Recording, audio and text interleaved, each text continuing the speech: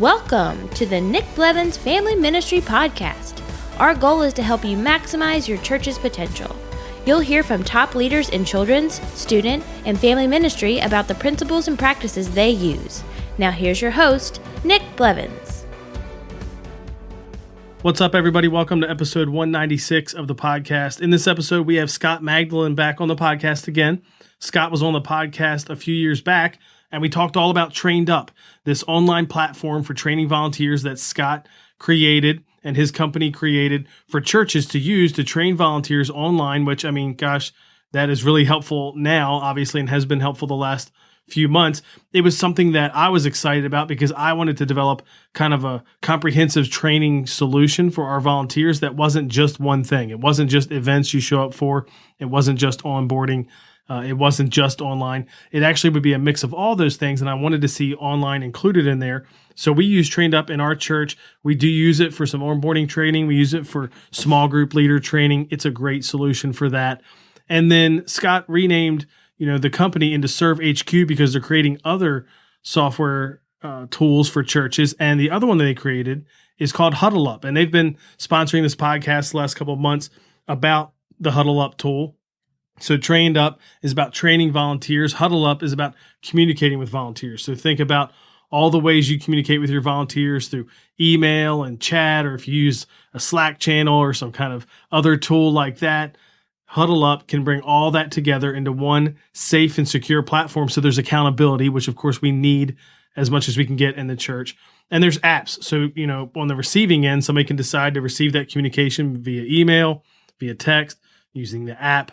So they have that kind of preference. So it's a great tool, and there are more tools that Scott's always thinking about developing. So we have him back on the podcast to talk about more about HuddleUp than anything, but also how have things been going during coronavirus and during COVID. I wanted to get his perspective as someone who doesn't work on staff at a church, but is very highly involved as a volunteer in a church, has a family with young kids.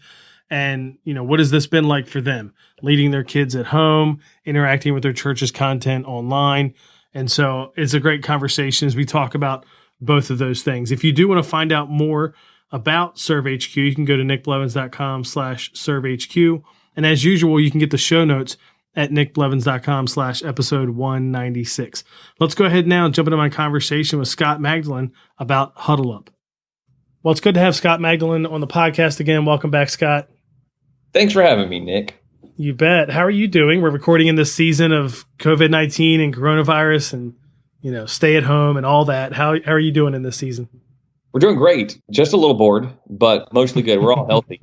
But we were already homeschooling, so our three kids didn't really miss a beat there. And but just, as homeschoolers, we're used to having a little bit more freedom since we're homeschoolers. And that's locked down, which is not exactly a huge hardship compared to a lot of people. We have a nice backyard that we can play in. There's a lot of people that don't have a lot of space to play. So, And now, of course, there's being home with kids, which again, I guess as homeschoolers, that's somewhat new, but only home can almost go nowhere. I mean, is that having an impact on you?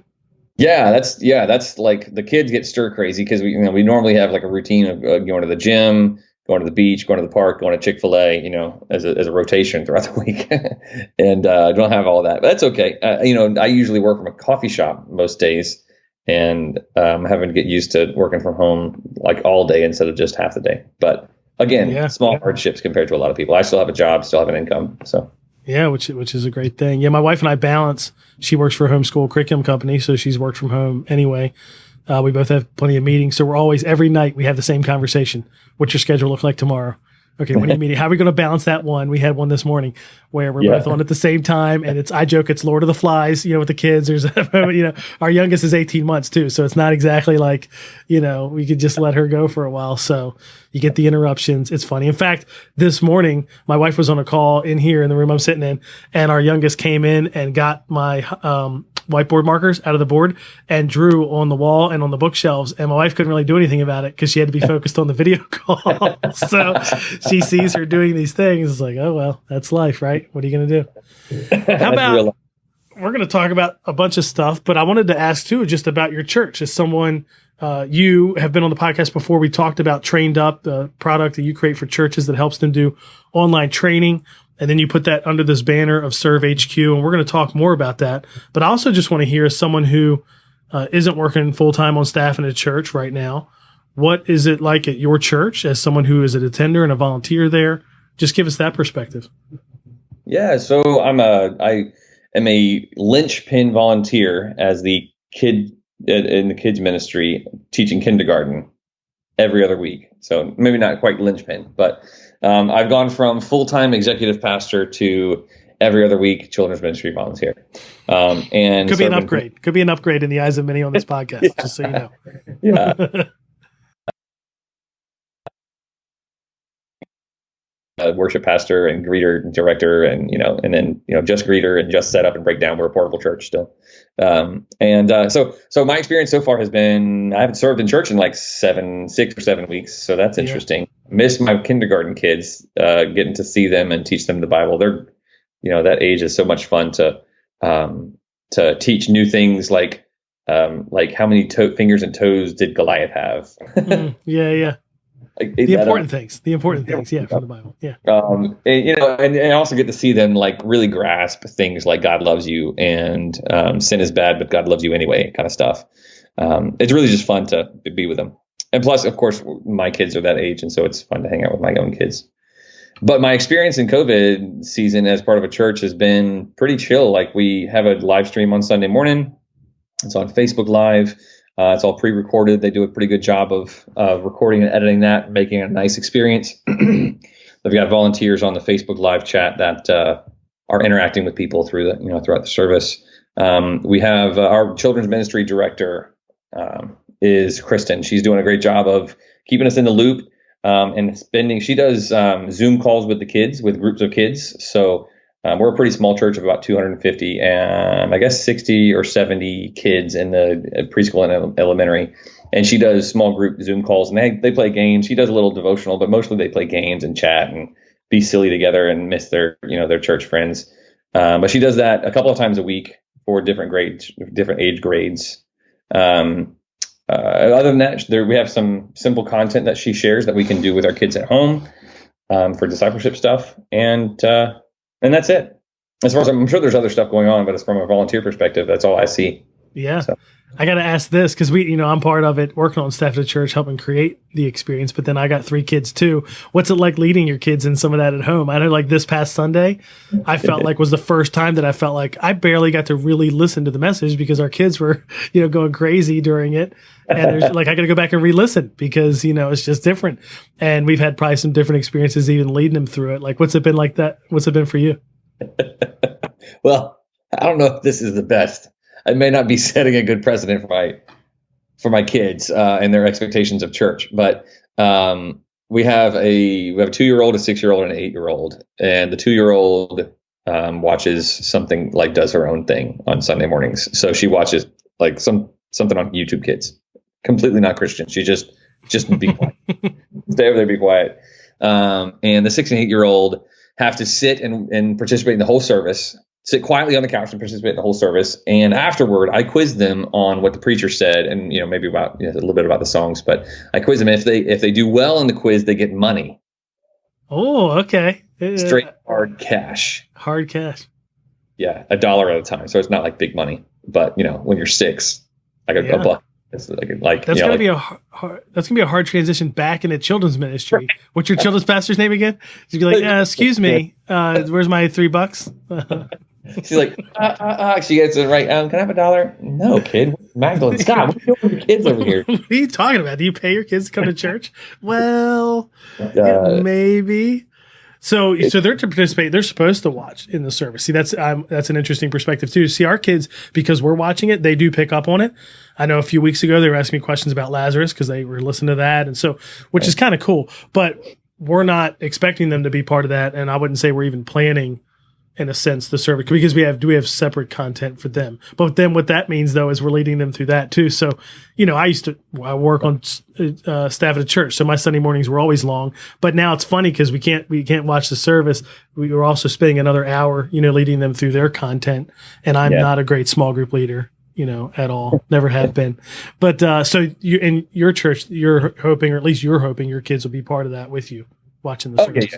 Yeah, for us. But also, again, we may be different than other families in our church. Again, like we're those weird homeschool people, that are used to teaching our kids and talking through lessons with them. And, we spend all day, 7 days a week with them. So we're used to parlaying normal everyday things into a Bible lesson, So it's not really new for us. It's just, instead of asking them about how their church, their children's ministry, or like the children's church went, we talked to them about the, adult church and the sermon that, the pastor was saying. So, and they don't pick up everything. Like there's a lot of stuff that they just don't even understand at all, at 6 and 8. Mm-hmm.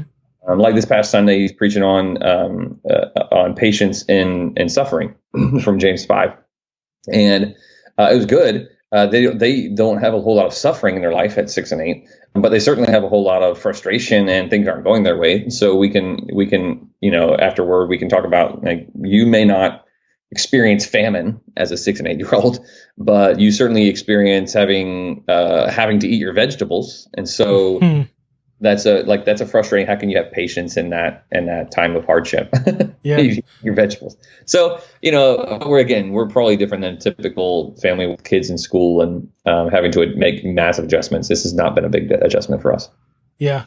Well, and I saw somebody else say on social media about how, hey, whatever your church is doing with the kids, I mean, if, something's not working right or whatever, you can always just read the Bible, talk about it, like the things you're talking about, talk about it in life, lead them personally. And I do look at this season as one of the things, that can come out of it, hopefully, is parents that are more engaged in leading their kids in matters of faith, because it all got put on their hands. I don't know if they want to be more engaged leading in school. I know a lot of kids, parents with kids in public schools are having a hard time with that. But in leading with faith, that could be a good thing. Is there anything like you're seeing in your family or even outside your family that you feel like, man, I kind of hope we keep some of that? Whenever things go back to quote unquote normal, I hope this stays.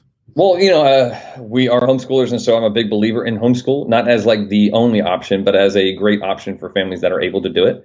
And so I think that there are a lot of families out there that don't homeschool because of the stigma around it, or they've never done it, and it seems like it would be overwhelming. So I hope out of this, like, parents are like, well, we could probably do this. Like, actually, we could homeschool our kids and whatever values or goals they have out of that, they could accomplish those things.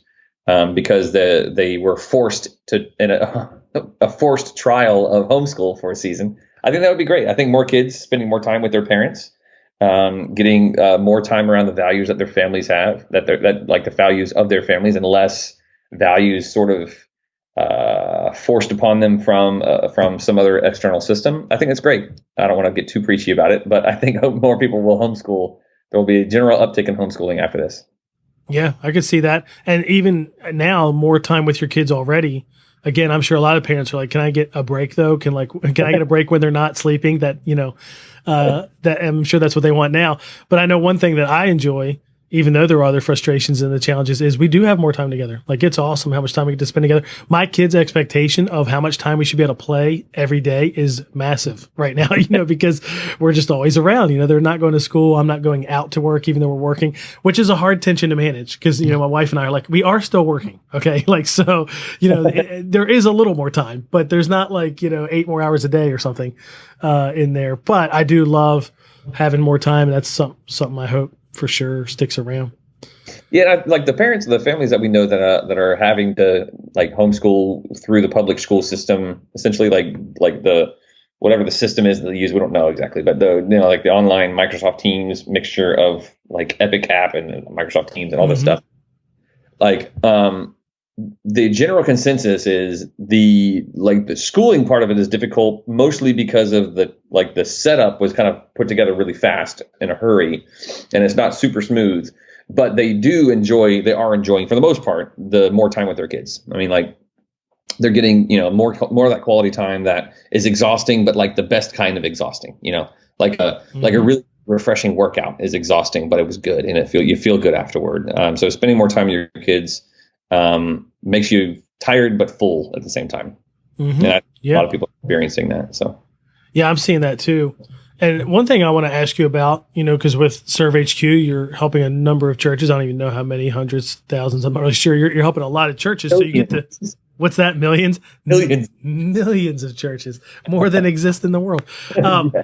But you get to see not only what your church is doing as an attender and volunteer, but you probably hearing about what other churches are doing.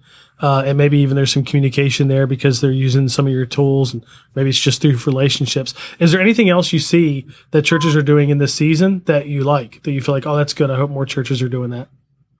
Yeah, for sure. Like there are churches. Well, we've experienced two kinds of churches through ServeHQ in the last 6 weeks or so, or 8 weeks. One kind of church is the church that experiences or faces this situation, this COVID thing, and not being able to meet, and they sort of start to make decisions out of fear, and they start to cut back on programs. They start to cut back on interactions with their people. They kind of shrink back to what they know. And really not open to a whole lot more. Then we see a whole lot of churches, honestly, the majority of churches that are leaning into trying to disciple their people despite not being able to see them in person all the time. And that's been really encouraging. So there's churches that, of course, signing up and trying to use and starting to use TrainedUp. There's our existing customers who are leaning heavily into their TrainedUp and their ServeHQ accounts to do more training or do more communication. It's really encouraging to see. The main things that we're seeing that those churches that are leaning in are doing is they are not putting new membership on hold. So they're not like, well, there's no Sunday morning meetings, so we're not going to worry about new church members. It's like, well, no, people still want to take a next step with your church. They still want to be part of a community, and so we've seen a significant increase in the number of churches that are trying to do new membership church or new membership online. And then whether that's like a discovery type of class online with TrainedUp, or if it's a baseball diamond kind of thing out of purpose driven, or if it's more of like the traditional one long class but broken up into multiple parts kind of thing, or the most popular really right now is the growth track out of Highlands, and moving that 4-week growth track into a 4 or 6 part TrainedUp course, video course. And that's been really popular and really successful. I mean, even before all of this, there were churches that were really moving a lot of their growth track or almost all of their growth track experience into TrainedUp as a self-serve on-demand growth track instead of having to wait through the growth track process. So yeah, which is a good thing. We did a whole podcast originally on TrainedUp. It feels like it's been a while though, a couple of years at least. And I've talked about it numerous times, and we've been talking about it the last few weeks. But just for anybody that's still kind of new, like what is TrainedUp? Tell us what that is and how these churches are using it that way. Yeah, TrainedUp is an online video training platform. It comes with a big library of done-for-you videos, training videos, and lots of areas of volunteer training, Bible training, leadership training stuff. But really the power of it is that it's really simple to use and simple to create your own training. And churches are using it in all sorts of really creative ways. Of course, they're using it for volunteer training. A lot of churches are still doing volunteer training in preparation for when they go back to back to school, when they go back to in-person meetings. But a lot of what's happening now is leadership training, like not taking this opportunity to work on their ministry, to develop leaders in their ministry and not just wait till things get back to normal to develop leaders. So that's really good. Of course, the new membership stuff and church assimilation stuff with TrainedUp, online video courses with TrainedUp. There's one church that's doing really interesting things with that, with Growth Track. And I'll tell you that in a minute. And then a lot of churches that are saying, well, we have a lot of time on our hands. We don't want to just produce a lot of content for social media and then overwhelm social media. Pastors like to teach. They like to talk. They like to disciple their people. So they're producing videos on like Bible teaching videos on how to read the Bible, how to balance how to be a Bible teacher in the home and balance family life and also like leading kind of stuff. So lots of Bible kind of teaching stuff that they're creating for TrainedUp and putting on TrainedUp as a discipleship library for their church, but not necessarily just posting it to social media. And then after a day, it's gone into the bottom of the social media feed. So, sure. There's one church up in Minneapolis that's doing awesome stuff with Growth Track. The church is called Substance Church. The pastor is Peter Haas, and his executive pastor, Nathan Piccini, are both really forward-thinking guys who 2 years ago were moving their Growth Track for a church of, I guess, about 6,000 people. Don't quote me on that, but I think that's what it is at 3 locations. They were having a difficult time getting all the people that wanted to go through Growth Track to actually to finish it. They were seeing long wait times for people to get through the whole thing, because if you're not familiar with Growth Track, it's a Sunday morning only, one time a month thing, but it's 4 weeks a month. So like it's week 1 is Sunday 1, week 2 is Sunday. If you miss Sunday 2 or week 2, you have to wait till next month to go to Sunday 2. You can't do it like this. So, So we're missing a week here and there, but it was taking them 6 to 8 months to go through the thing, which is really not ideal, especially if you're trying to get 1,000 to 2,000 people through it every year. So they moved online, did a great experiment, and it worked really well. And they've been tweaking and doing stuff like really innovative for the last couple of years. They've kind of landed on like a vlog style thing where it's not like teaching. They understand that their audience would rather sit and watch a vlog style behind the scenes with the pastor and the staff, talking about the culture of the church, the beliefs of the church, interviewing staff, just making it fun. I mean, honestly, it kind of has like a Casey Neistat vibe to it, where it's informal, but you still learn something, and they've experienced significant success with it. Of course, they still pair it with systems, really cool systems. Like they have like a different growth track with different coaches. So they got like 20 or 30 different growth track courses in their TrainedUp account. Each one has a different coach that follows up with each one of the new members. But all of the content is unified. It's all the same unified vlog style videos from the pastor and some other senior staff. Anyway, they're doing great stuff, really creative. And we did a case study on them earlier this year, and they were gracious enough to give us all of the details and everything that they're doing. So, why do they have different versions of it? Like you were saying, they got different. It's like the same content, but different people, different coaches leading through it. Yeah, same content. So the reason they do that is they have a lot of people going through it. That 1,000, more than 1,000 a year. I don't know exactly how many, but each course has a couple of dozen people, a couple of dozen like new members. It's new prospective members. I'm not sure exactly what they call them. New people that want to join the church or be a part of the church. And if you have more than a couple of dozen people, it's hard to follow up with people well. Like it's hard to know who's at what stage in the process and when should they get a follow up. Because a big part of their system is once you finish, you have a one-on-one conversation with your coach. And in their case, they have a coach. So if it was just the pastoral leadership doing it, they would not be able to have the one-on-one conversations with a pastor. So the coach is there to shepherd through, to help follow up and remind people to complete it, answer questions for the people in their course, in their like little bubble, their bucket. And then also to have those meetings, those coffee meetings or Zoom meetings or Skype meetings with people once they complete their particular growth track. And so they essentially, you have 1,000 people that need to do it. Well, they break that down into a few dozen per course. And so that's how many coaches you need. So if you have 30 people or 40 people per course, you're going to need a couple dozen coaches at least. So they have a couple dozen coaches. Each coach gets his own course, but all the same. And they might even have some video of the coach that makes it feel more personalized. I could see that where that would make sense. Where like, if you watch that week, it's your coach, as opposed to you're all watching one person that you never meet other than the pastor. Yeah. Okay. I get that. That makes sense. And they're scaling it. It's huge. That'd be interesting to learn more about how they're embracing that. And I think in this season, of course, where churches are doing everything online, man, one of the things we got to hold on to in the future is how do we continue to leverage online while meeting in person and do both well. It sounds like they're doing that. They've created that plan already. So it's probably serving them well in the season. That's awesome. Yeah, it's interesting. They were positioned really well going into this lockdown where they had their assimilation process already ready to go. Like there was no hiccup. There was no pause in their assimilation process because it was already on TrainedUp. Mm-hmm. Now, tell us about HuddleUp, because that's new. I've been talking about a little bit on the podcast, but again, for anybody who's not familiar, or maybe they they use TrainedUp or know of TrainedUp, what's HuddleUp? HuddleUp is our new communication tool that is, of course, built specifically for ministries. And it's got two pieces to it. It allows you to, on one side of things, send outgoing messages or outgoing communication. And then also on the other side of it, or another feature, the other piece of it is to have ongoing conversations. So we say outgoing messages and ongoing conversations.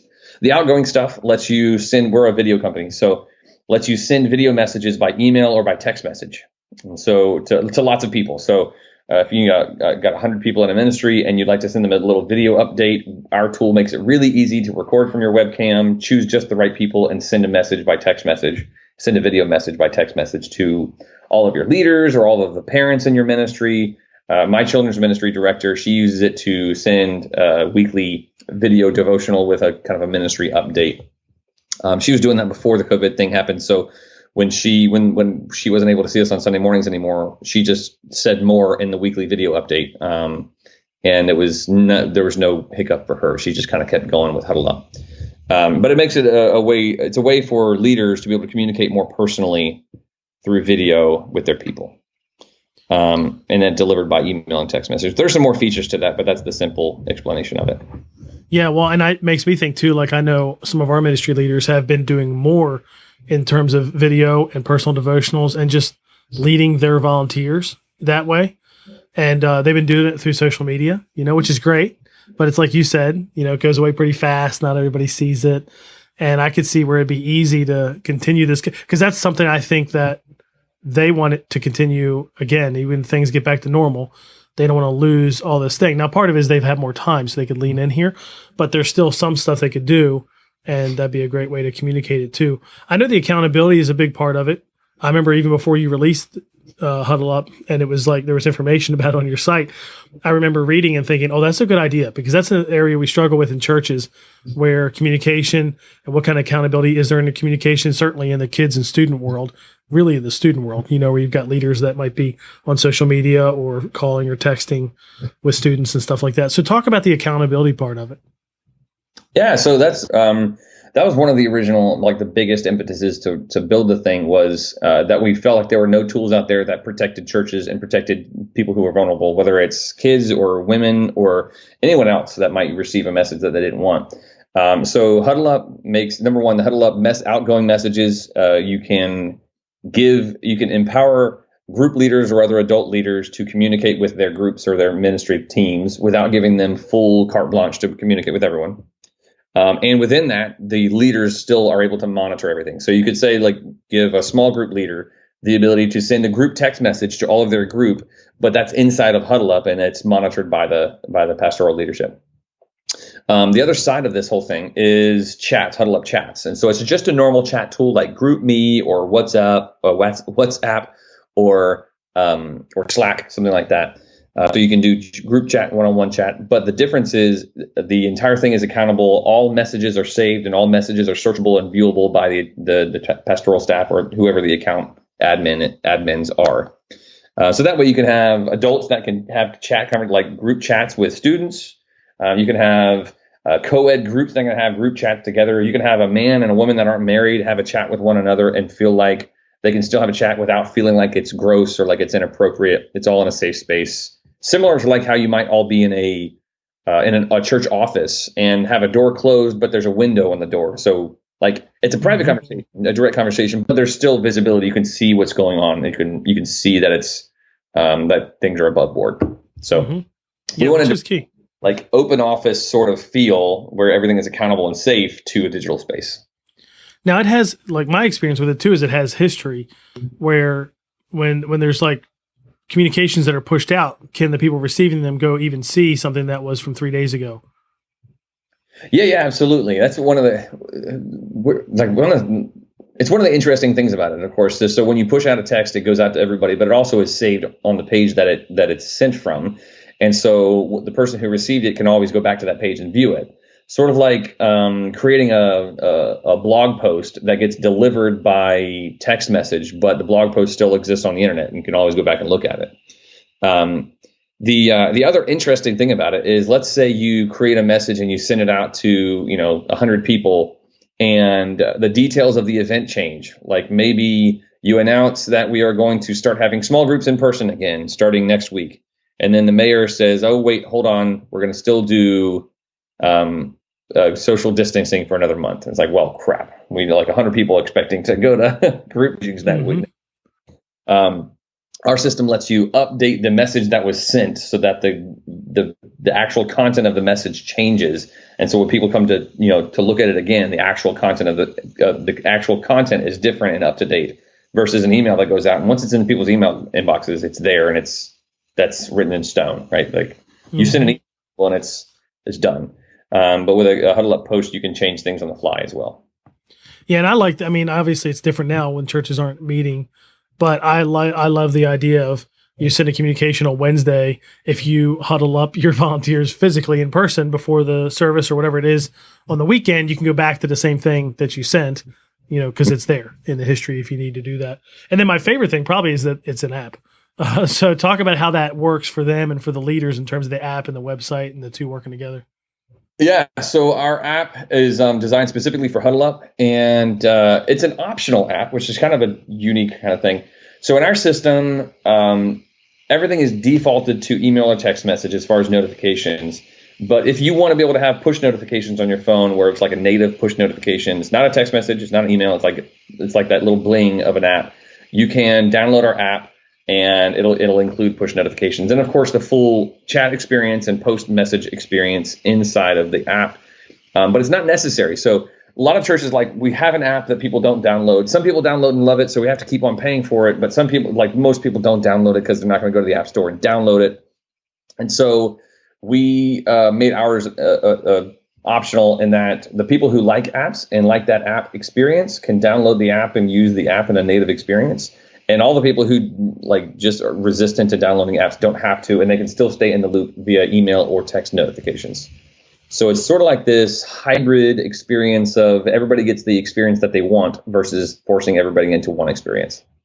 Yeah, which is key. I mean, I think that's part of the challenge of leading in ministry today is people do communicate differently. They want to receive communication differently. Even if you think the difference between email and text, or some people want to be talked to. Some people like video. They're going to watch your video that comes in via text way more than reading your email that's written. And even in social media. And that's the challenge for leaders is everybody doesn't communicate the same, doesn't prefer the same thing. So it's nice that you have some options built in there. And of course, text is so good. That's still one of the highest percentage ones in terms of going to get read, going to get seen. So that's big. Yeah. It's crazy. And I mean, the difference. So ministry emails maybe 15 to 25% open rate on an email from your church ministry, depending on how personal or generic it is. Mm-hmm. On a text message, industry average text message open rates was 90 to 95%. Mm-hmm. It's apples and oranges on visibility of the message that you want people to see. So if you're a pastor and you're like, man, my people don't open our emails, or we send an email and some of the people open it, but most people have no clue what's going on because they don't open the email. And it's worse on Facebook, honestly. If you make a Facebook post, very low percentage of people that you want to see it actually see it. And so with this, if you choose to send it as a text message, vast majority of your people are going to see the message. They're going to get it. They're going to read it. They're going to process it. Right. And our system is also smart enough to know, if somebody doesn't want to receive a text message, they can opt out. And for that person, when you send a text message to 100 people, if that person who is opted out of text messages is in that group of people, that person won't just not receive the message. They're going to receive it as an email instead of a text message. So it falls back to email as a default versus just removing that person from your text list. So It's a great way to be able to say, well, we want to send our default message sending is, for important information is text message for those people who don't have a phone number to get a text message, or they have carrier blocked text messaging, or their phone is blocking text, whatever it is, all the different settings for blocking text, that will default to email for those people. They'll still be able to be in the loop. So they won't be completely out of the loop just because they're not getting a text message. Yeah, that's great. Was there anything else you think about that would be worth sharing here? Whether it was about the ServeHQ and HuddleUp and TrainedUp, or I'll even go back to our conversation about churches and what they're doing in this season. Not really, honestly. I mean, I would just encourage churches that if they're having a difficult time with communication, to give video, text, and email a try. We've got a free trial for 14 days. If churches are facing financial hardship and they need a longer trial period, then we give longer trial periods to churches that are actually facing real hardship. But there's no reason to not try it, especially if you're having a difficult time getting people to pay attention to what you're saying, because they're being bombarded by so many other social media posts and emails that are coming in with, how our organization is, handling COVID-19. Then give it a try to send a video by email or by text message, especially by text message, and see how it changes, see how many people interact with it. I guarantee we haven't had a single customer cancel their HuddleUp account. Isn't that crazy? That is crazy. That is really crazy. even churches that are struggling, they're like, hey, we need to take a break from TrainedUp for a few months while we don't have volunteers to train. But can you give us an upgrade on our HuddleUp account? It's like, well, yeah, of course, because they realize that like their people need to be in the know, and a video message from your pastor is a whole lot more assuring than a typed email, and a text message video is even better because more people see it. Yeah. So yeah, I mean, it's to give it a try. There's no risk to it. Just try it for free. We won't charge you. Just communicate better. Video is great. That's awesome. How can people connect with that, with you, with, HuddleUp, ServeHQ, all that? Oh, yeah, good point. ServeHQ.church is the website. So for other people that like it, it's www.servehq.church. And you can go there. You can click on the messaging features or the HuddleUp features page, and you can read all about HuddleUp. There's also TrainedUp there, the old the old tried and true HuddleUp or TrainedUp piece. So you can see how online learning works. But the HuddleUp piece is there on the website. There's also simple pricing there. There's bundle pricing. There's discount pricing. And if you need financial help, we'll help you out with that as well. That's awesome. Yeah, there was something I saw recently, one of our staff sent, and it had the www in there too. And there's like a part of me that wants to be like, actually, we own a trailer that has our website on it, and it still has that. And one time I made a comment. I was like, that's like so 2010. And somebody laughed because like they just don't even, I don't know, they don't even think about that, or that yeah. Most people don't. And I even saw somebody recently comment about like their wife he still types all the www dot in there, which of course people do. People do. But it's one of those things where you don't have to now. But when you have like those, I don't even know what to call them, but those new domain URL type things like .church, something that they're not used to, you do have to spell it out, because there's a sense of like, wait a minute, I thought it was servehqchurch.com or something. You know what I mean? It's like, no, servehq.church. There you go. Yeah, people get it. People are like, a graphic designer is really thorough when they put the https:// www dot. I don't know any. Yeah, I don't know any graphic designer doing that. I know other people that might do that. You know what I mean? They're going to be the ones that leave it out and remove it in the style guide or something like that. Well, thanks for coming back on the podcast, for these resources you're creating for the church. Love that so much. And obviously, churches are getting thrust into this future now where communication, content, discipleship, it's all becoming decentralized and needs to be better and more comprehensive, to include people that are there in person, people that aren't there, somebody that missed a week. So you're in a good space. You're helping churches in a big way, and glad your family's doing well. Hasn't been too much change for you, your church. But thanks for coming back on the podcast. My pleasure, man. Thanks for having me. Well, I enjoyed getting to talk to Scott and hear about, kind of the perspective of a volunteer and parent and a family, and what that experience has been like with church online at his church, and how he's viewed that, how they've used that and done that and led that in their house. That was great. And of course, it was also good to talk about HuddleUp and ServeHQ and how that works and how that's helping churches and all of those things. I'm a big fan of software and tools and solutions, right, that can make our jobs easier as church leaders, and not just so they're easier, but actually so we can focus on the most important things. So here are a couple action items I thought of coming out of that interview. One, of course, is to check out ServeHQ and HuddleUp and TrainedUp. Go to nickblevins.com/ServeHQ and check out those tools. The other action item I thought about, and whether you use a tool like HuddleUp or not, is to map out your communication plan. What does that look like? And of course, there's communication with volunteers, there's communication with leaders and parents, and there's just different groups of people that you're communicating with. So maybe you're going to map out a different plan for each one. But think about, what is your regular routine communication strategy? Hopefully it is routine in the sense that it's predictable. I think that's what people need. And maybe as you map it out, you'll realize there's some gaps, or there's some parts that aren't as routine and rhythmic, and you need to kind of get them on a schedule. And a tool like HuddleUp could certainly help. But even without that, having a plan, I think, when you communicate is really, really important. And then you can always communicate outside the plan, but at least people can expect this is what you're normally going to do. So I think that's really, really important. And then the third thing I thought about, as Scott and I talked about his experience and their family at home and church online and all that, and how he's a volunteer, I just thought, check in with a volunteer. When we were talking, I just thought about volunteers in our church, and do I know what's going on in their life? Like we heard Scott kind of talking about, and sometimes we just haven't asked, or it's been a while. Maybe we were in touch a lot early on, but now it's been a few months. And so that has died down. So reach out to a handful of volunteers and check in with them. You can get all the links and notes and all that at nickblevins.com/episode 196.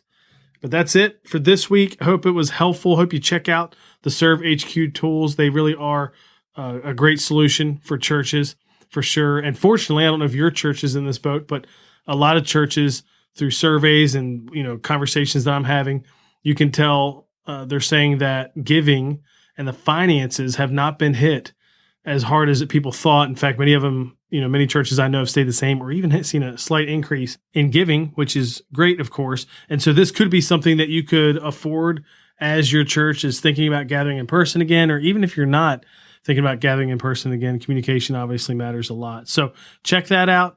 Be sure to subscribe so you never miss an episode, and I'll catch you next week on the Family Ministry Podcast. Thanks for listening to the Nick Blevins Family Ministry Podcast. We hope this helps you maximize your church's potential. We would love to hear stories of how you apply what you've learned. You can do that by leaving a comment on iTunes or in the show notes at nickblevins.com.